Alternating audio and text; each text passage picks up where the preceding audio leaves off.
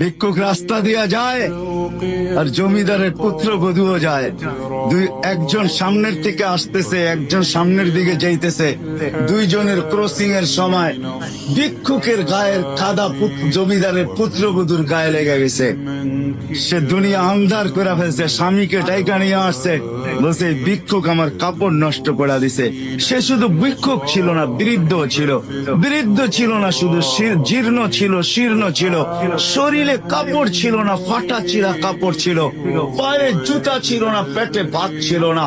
জমিদারের পুত্র সইতে পারে নাই, যৌবনী শক্তি সয়তো সয় কি করা, তার স্ত্রীর গায়ে ভিক্ষুকের কাদা।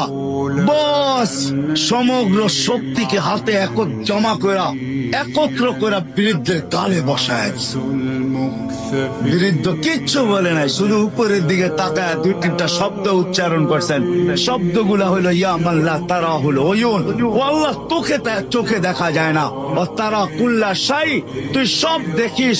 ফারা তারা মা বি, তুই কি দেখিস না আমার সাথে কি ঘটতেছে, এটা কি দেখিস না? বলতে দেরি যুবক, মরতে দেরি হয় নাই। জমিদার চলে আসতে প্রতিশোধ নিবে।